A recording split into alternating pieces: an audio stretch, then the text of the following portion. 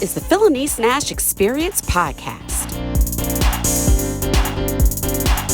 Hello, world, and welcome to the Phylanice Nashe Experience podcast, an audio series of lighthearted and sometimes third eye opening conversations on entrepreneurship and leadership from the African American perspective. I am your host, Phylanice Nashe. Welcome. And before I introduce our guest, I want to take a moment to recognize our sponsor, Recover Health Concierge COVID Testing Company. They are a Black-owned business located right here in Nashville. And for the past year, Recover has been providing COVID testing for local businesses, the hospitality and entertainment industry, as well as individuals and their families. They are a concierge service, so they can come directly to you at your location. They not only offer the 15-minute rapid antigen test, but they also perform the PCR COVID test, and they can get you same-day results. That's especially helpful for those of you who are beginning to start traveling and have required scheduled results like international travel. So if you, your family, your business or staff need white glove, FDA approved testing with fast results, get in contact with Recover Health, and you can schedule an appointment online. You have to go to their website, which is recover-health. That's recover-health.com, and click right there to schedule your appointment and fill out the appointment card. Or you can get in touch with them by calling 615-947-6844. Again, that's 615-947-6844. And Sarah will take care of you and get you scheduled. All right, so let's get into today's discussion. Today's guest is a Baltimore business owner, entrepreneur, author, and community leader. He grew up in the Cherry Hill neighborhood of South Baltimore, overcame social and economic obstacles to become a successful business leader. He has over 30 years of business experience in IT, energy, and education. He has a proven track record of success working with industry leaders like IBM, DuPont, Procter & Gamble, making him an expert on economic development, strategic partnerships, emerging markets, and entrepreneurship. He serves on numerous high-level boards, and he recently ran for mayor in an effort to bring real change to Baltimore. We have so much to talk about, so much to unpack today. So let's give a warm Phylanice Nashe Experience welcome to Bob Wallace. Thank you. Thank you. Nice to be here. Yes, thank you. How are you doing today? I'm blessed to be alive, Phil. I'm glad to be among the living. I hear you. It's crazy out there these days. Isn't it? Really Well, is. thank you so much for being on the show today. I we've had a lot going on over here in America. COVID is still with us. It's still affecting how we live our daily lives, and it's been a challenge. Talk to us a little bit about how you, your family, your businesses have been able to maneuver and stay well during this time. What's been the effect of COVID on family and business? Oh my goodness. It has been in 2020, Phil. We unfortunately had to funeralize a good number of friends and loved ones. Some from COVID, but some not from COVID. I'm a ordained elder in my church, and so I'm often called upon to officiate funerals and in some cases deliver the eulogy of close friends, and I've had to do that so many times in 2020. So it's been a tumultuous year to say the least. Mhm. From a business standpoint, we really have done very well, Phil, because we're in a bit. Our businesses are based around technology. So my employees, for the most part, are all working remotely. We have employees working all over the country, some in China, some in some in Latin America. But because of technology and the work that we do in cybersecurity and software engineering and energy data analytics. I mean, these are services that can be delivered, through the internet. And so we have not missed a beat by God's grace. Mhm. So from a business standpoint, Phil, we've been moving pretty strongly.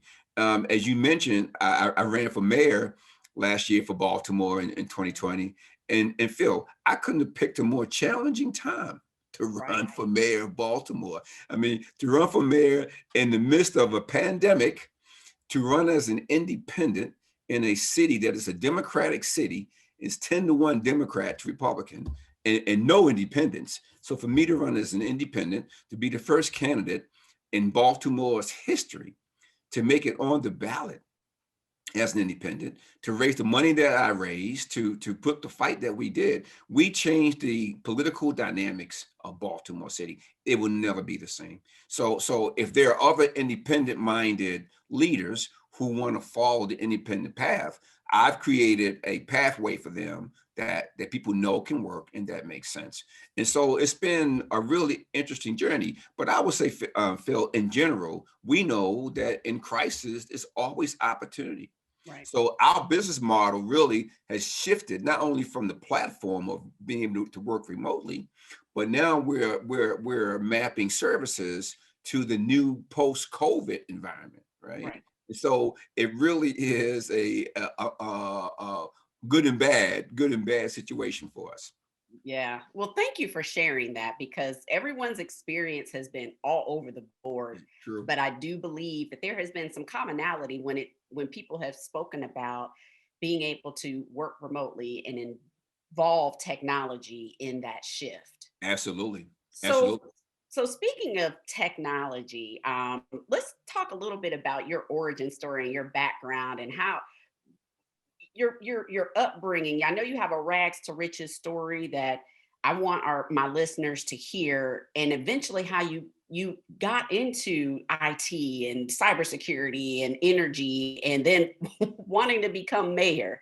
So tell us in the nutshell, in 5 minutes, who is Bob Wallace, and tell us how what is your why? How did you get to your why right now? Sure. Well, I give all credit to God, first of all, and then I even deeper credit to God for giving me the kind of parents that He gave me. And I bet you that you and Carlos and Des have the same story.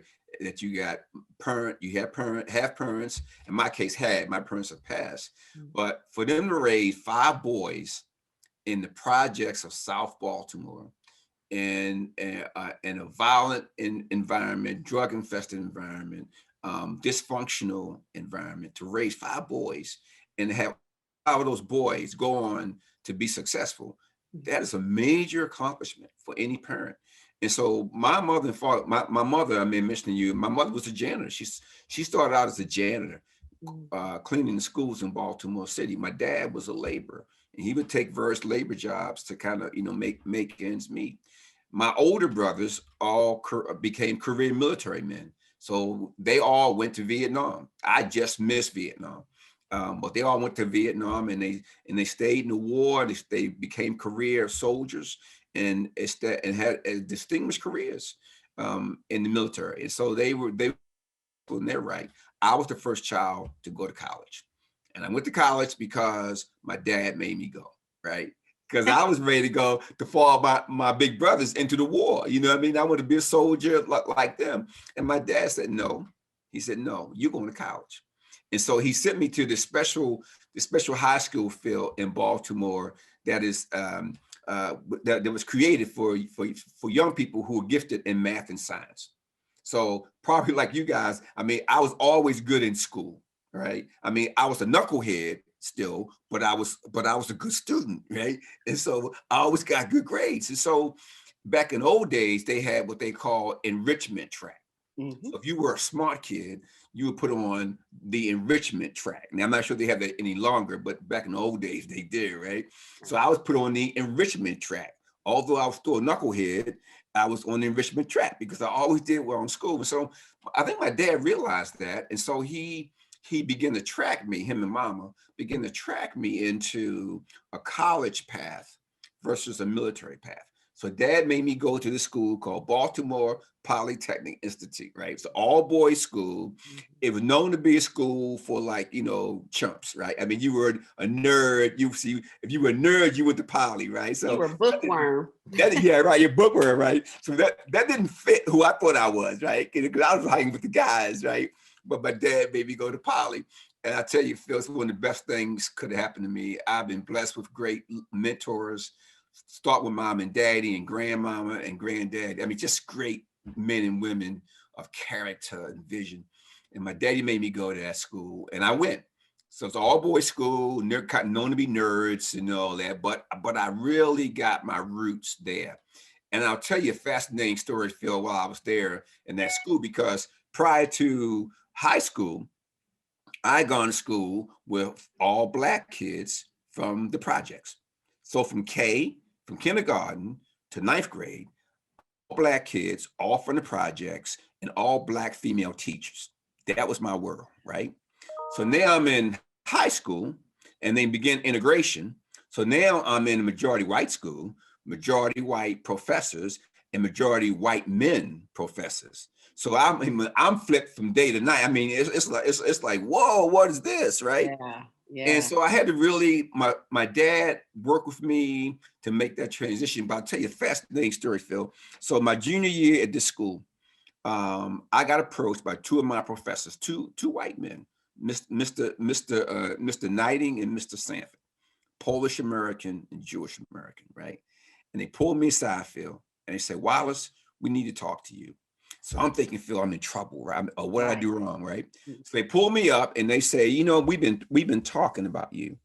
And they said, we think that you have what it takes to go to an Ivy League school. Now, I tell you honestly, Phil, at that time, I had no idea what Ivy League school was, right? I thought Ivy League was some kind of cologne you wear or something like that, right? Like, what Ivy League, what? And they said, don't worry about it. Trust us. We think that you have what it takes to be admitted. And so they helped me to begin to apply to college, specifically Ivy League schools, Mm. right? Pay my tuition, pay my application fee, and they helped me, mentored me down this path. Well, long story short, God blessed. I was admitted. I chose University of Pennsylvania as my choice to study mechanical engineering and applied mechanics. Now, I would never have gotten on that track, Phil. Here's my point. That all of us, God sends people into our lives to give us guidance, Mm. and that at different milestones in our journey. And if we're obedient, and if we can see through the eyes of the spirit versus the eyes of the flesh, then we're more likely to make better decisions. And so one thing about me, Phil, I'm not that smart, but I've always been obedient, right? I'm very obedient, right? So I was obedient. I did what mom and dad told me to do. I did what these two men told me to do, and I can go on and on and on. But that's how I kind of got in that. And what drove me into business was the economic and wealth disparity that I saw, even as a young kid, Mhm. between Black folks and white folks. I'm like, what is this? In my whole neighborhood where I live, they had a shopping center, and all the owners of the stores didn't look like us. They were white or they were Jewish, and they were not bad people, but they didn't look like us. And I thought, as a young man, this is unusual. This doesn't make any sense. And so I began to dig deeper in that and began to realize that business and entrepreneurship was the source of their wealth, but also feel of their power. And so Mm. I saw that model and I said, I want this. I want this for me and my family. And so I began on another journey to help make that happen. So has your journey been focused on Baltimore and making Baltimore a more equitable place, or what you just mentioned, how you saw at a young age Yes. the disparity? Yes. I know one of your companies is headquartered there in Baltimore. So can you speak a little bit more about how you've took that observation and turned it or fueled what you've been doing in in your areas of expertise to then turn around and want to become mayor? Sure, absolutely. I think, Phil, I think for my journey, it started in Baltimore, took me out of Baltimore, Hmm. but it brought me back later in life. I give you an example. So I went to University of Pennsylvania to study mechanical engineering and applied mechanics. That's in Philadelphia, right? I worked in Delaware, Pennsylvania, New Jersey, New York, right? Then I went to graduate school in New Hampshire, where there are no Black folks in New Hampshire, right? But I went to Dartmouth for my MBA, and then I came back to Baltimore like 20 years later. And so, and in the course of that too, Phil, I had the opportunity to travel the world. So in 2018, I went on the 6 month sabbatical, and I told my executives, run the business, don't let things crash, okay? While I'm gone, right? But I needed to get away to work on a new book that I'm working on called Global Entrepreneurship. And the reason that's important is because my travels have given me a perspective, and your travels, I'm sure, have for you and for Des and for Carlos. Our travels give us perspective. And so this 6 month sabbatical, I'm visiting 35 countries, 100 ports of call. I'm immersing myself in world religions. Now, I'm a Christian, proud of it, but I'm immersing myself in Islam and in Hinduism and in Buddhism. I mean, really feel getting into it, right? Sikhism and all these world religions, because I wanted to understand the world better. And when I came back, Phil, I tell you, I learned a lot of things, but I learned a couple major things. Number one, I learned that I don't know as much as I thought I knew. Right? Number Yeah, two, it's a big place. The world is a big place. that's right. That's right. Number two, I'm not as smart as I thought I was. Right. So it was a humbling experience. It was a humbling experience. And so when I got back to Baltimore, and I mean, Baltimore's been struggling, Phil, for a long time. I Yeah. mean, our last four mayors, two of them have been indicted and serving, one's in prison now. Our poverty rate is going through the roof. As you heard about our violence, one of the most violent cities in America. Our school systems are not educating our babies. And I looked at all these things, Phil, and I said, my God, I said, what we've been trying over the last 10, 20 years in the city, it's not working. The leadership is not working. And so for me to sit back and pretend that this same model that we've been trying for 20 years is going to have a different outcome, that's insanity. So I said, you know what? I'm not going to complain. I'm not going to fuss. I'm going to get in. I'm going to spend my own money, Phil. I raise some money too, but to try to change the trajectory of this city. And that's why I ran. So for those of us who are not politicians and or who have not worked in a political campaign, Right. and tell us a little bit about that experience. And did you have any political campaigning experience prior to this? And if so, how did that help you or hurt you? Yeah, Phil. So Phil, I've always been, and maybe I'm not saying this correctly, but I've always been a king maker, right? I've always been the guy in the back room advising the political leaders, right? Mm-hmm. Writing checks to them and having influence that way. I've never been, Phil, on the front line, the face of that change. In this case, I was that change. Not only that, but I was going against a system, Phil, that's been in place over 100 years. This almost 100 years. This democratic engine, this democratic machine in Baltimore City. I mean, we've had democratic leadership for at least the last 60 years, right?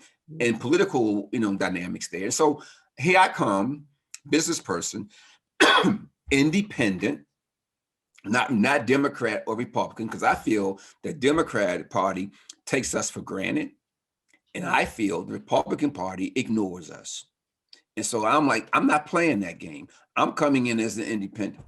All right. And I'm gonna make you meet me, both of you meet me on my ground, on my stand. And so I was doing that, Phil, but you're talking big city, rough politics here. I mean, we had people attacking our vehicles. We had people threatening some of my donors.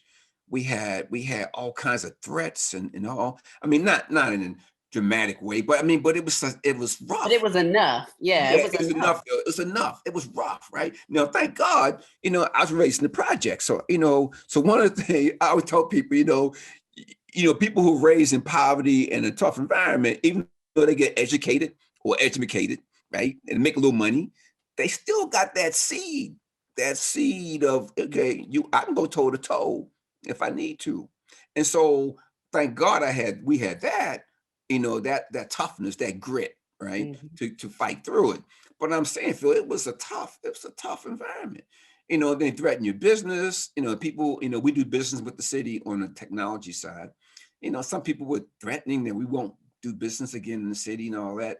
But Phil, we cannot live our lives, and I will not live my life in fear. Mm. I will not. I will not be intimidated. I will not be threatened. I won't back up. I won't back down. And we learned that. We learned that in the projects, right? But now we got education to put around it. We got money to put around it. So, Right. but it's still a fight. It's a battle. And so a battle for change, battle for the soul of not only the city, but the country. And so I feel that I had to do something. Albert Einstein, one of my heroes, said it. He put it best when he said long time ago in Nazi when Hitler was consolidating his power in Nazi Germany, and Albert Einstein, who was a Jew, looked at what was happening to the Jewish people, and he looked at it, he said, you know what, the world is a more dangerous place, not from those who commit the evil, but from those who see the evil and do nothing about it. Mm. All it takes for chaos and evil and disorder to reign is for good women and good men to be silent and do nothing or say nothing. And I'm never going to be that person, Phil. Never. So I'll go to my grave fighting.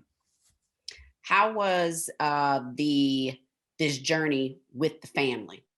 You've got 5 kids, Yes, ma'am.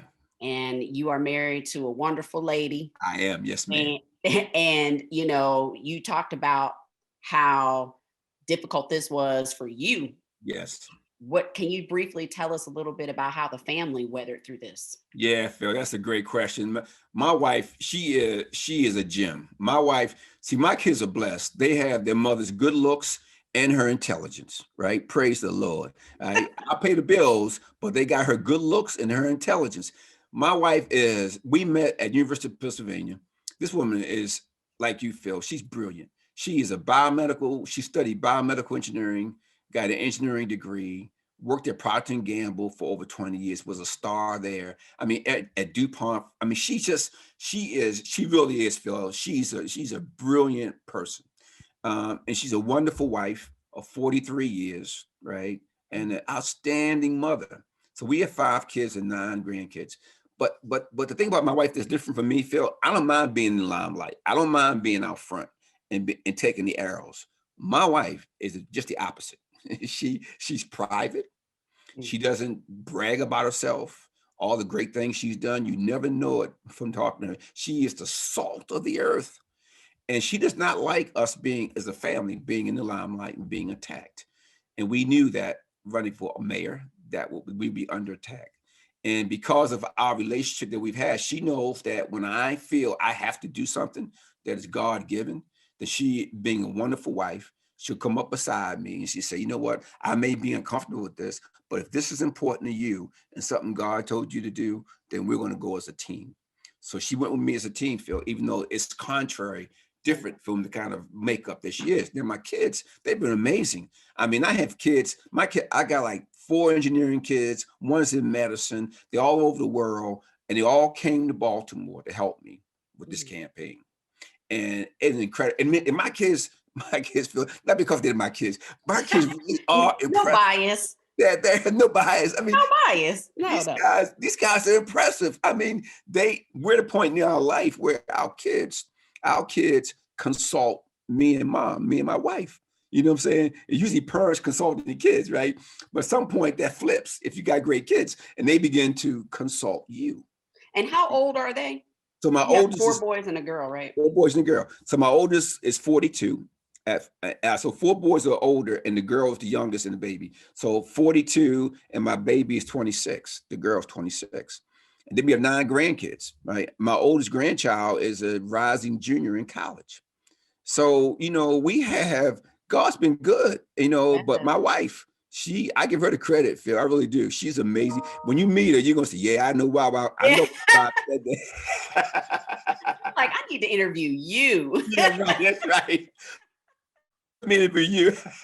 So in the campaign, but Phil, in the campaign, that's what happened when the community, when we were doing advertisements and TV commercials, when they began to see my wife, Phil, this is true.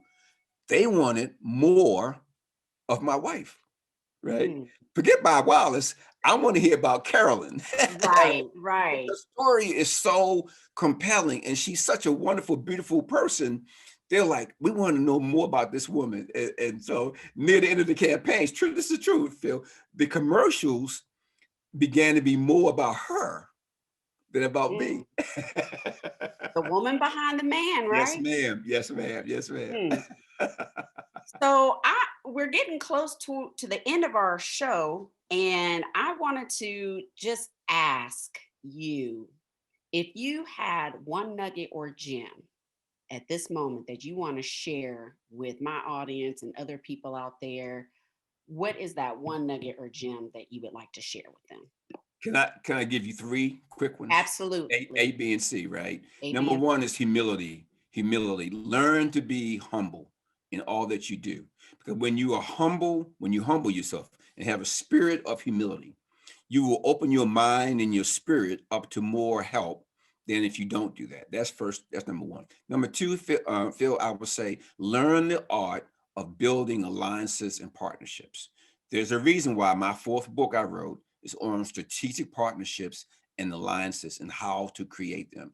Because Phil, if I had learned that lesson 20 years earlier, I'd be much further along than I am today. And the Mhm. third thing I would tell people is don't wait to get started. I have a mantra that I share, and it goes like this: do what you can with what you have, where you are, and do it now, right?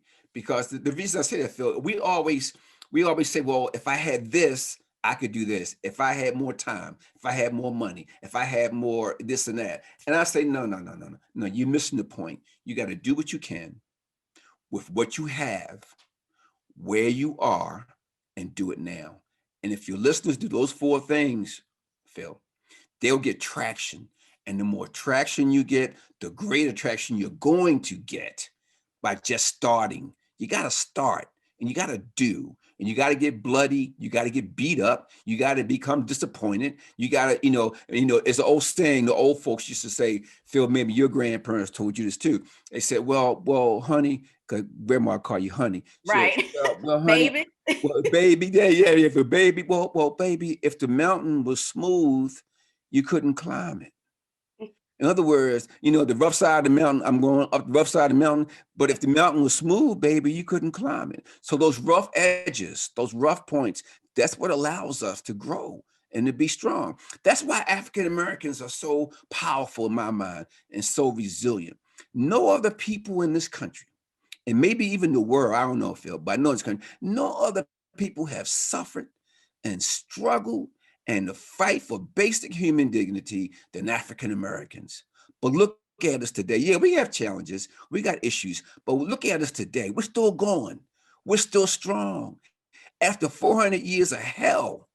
And so I remind people, yeah, we're struggling today, but look at how far we have come because we are a fighting, resilient people because our ancestors were that way. And so we stand on the shoulders of giants and we need to appreciate that and leverage Amen. You just went to church, Deacon. Just went to church. that. So, how can you have just left powerful, powerful messages here? And so, I know, including myself, I want to make sure that we can find you, we can Amen. follow you, we can Amen. continue to, and how we can get that last book. So, give a shout out to all of your social media handles, and where we can pick up these messages and where we can get that last book of yours. So people can go to www.robertwallace.com. That's my name, robertwallace.com. Or they could go to Wallace, the number 4, mayor.com. And the reason I share that one is we are continuing, Phil, our political push in Baltimore City. So we're maintaining our political organization, even though I'm not mayor. So all the information that we have will reside on that Wallace, the number 4, bobmayer.com. And also, Phil, I got a new book coming out in April. Can I share it with you? Absolutely. Plug that in. I see if I can show it to you here. Can you see this? Yes. Right. Let God be God. Yes, ma'am. I got some pre-release copies, and what is it about? It is about power. It's about power. And what I've been studying a great deal about is the intersection, Phil, between entrepreneurial success and spiritual power, spiritual growth. And my first book I wrote, called Black Wealth Through Black Business, Mhm, I talked about the 20 traits of successful entrepreneurs. And the most important trait I had was something I called spiritual fortitude. mhm. Spiritual fortitude. And so what I have done since that time, I have begun to study and write on the intersection of growth, of success as an entrepreneur, and spiritual fortitude. This book, Let God Be God, says that there's power that we're leaving on the table, right? Because we have not mastered the art of adopting the power of the God of the universe. Now, the book is written from a Christian perspective because I'm a Christian, but the principles that I talk about in the book can apply to anybody who believes that there's a spiritual power, whether you're a Hindu or Sikh or Muslim or Jew, whatever it is. If you believe there's a greater power than yourself, then you can benefit from what I'm saying here in terms of getting the power we need to do great things. Well, we'll make sure in our show notes that we list all of your social media and links to your books and all of that. And so, in closing, I just want to say thank you very much for agreeing to be on the show. It was a blessing. I know that many nuggets were shared and will be picked up by my listeners. So, thank you again, Bob. Thank you. And I just want to encourage everyone to make sure that they follow Bob. Check out all of the links in the show notes. You can catch this episode as well as season one and the beginning of season two on phylanicenasheexperience.com. You can also check out the video of this interview on our YouTube channel, Phylanice Nashe Experience podcast YouTube channel. Make sure you subscribe. You can follow me on IG, LinkedIn, and Facebook, Phylanice Nashe, on all of those handles. And I just want to encourage everyone to get started where you are, right? Go ahead and get involved because if you don't do it, no one else will. Amen. And so, with that, I want to thank everyone for listening. Again, Bob, thank you. Thank Everyone, you. take care, and we'll see you on the next episode. Peace.